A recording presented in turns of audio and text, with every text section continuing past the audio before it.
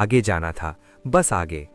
फिर सहदेव गिरे, चुपचाप, बिना किसी आवाज के, जैसे कोई किताब बंद हो गई हो। कारण उन्हें अपनी बुद्धि पर गर्व था।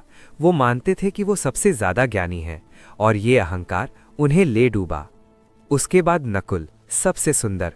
उनका चेहरा जब बर्फ में गिरा तो लगभग बर्फ में घुल गया। इतना गोरा, इतना सुंदर। लेकिन वो सुंदरता ही उनकी कमजोरी थी। उन्हें अपने रूप पर नाज था, और वो नाज उनकी आखिरी सांस बन गया।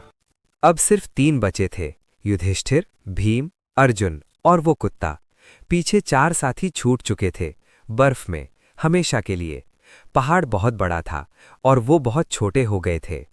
फिर अर्जुन रुके, उनके हाथ कांप रहे थे। वही हाथ जिन्होंने गांडीवा उठाया था, वही हाथ जिन्होंने महाभारत जीता थी। लेकिन अब वो हाथ कुछ नहीं कर सकते थे। अर्जुन घुटनों पर आए और फिर जमीन पर आ गए। सबसे महान धनुर्धर बिना तीर के हार गया।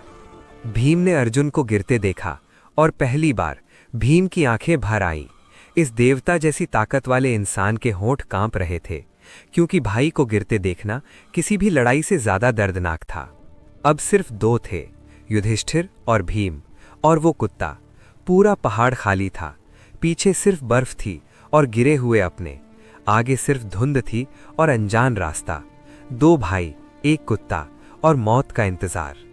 और फिर भीम भी गिरे, सबसे ताकतवर पांडव, जिसने दुर्योधन की जांघ तोड़ी थी। वो भीम जब गिरा तो लगा जैसे पहाड़ हिल गया। उसकी मुट्ठियां बर्फ में घुस गईं, लेकिन अब ताकत किसी काम की नहीं थी। उन्हें अपनी ताकत पर गर्व था, और जरूरत से ज्यादा खाया था, बिना औरों की चिंता किए। यही उनका अंत था।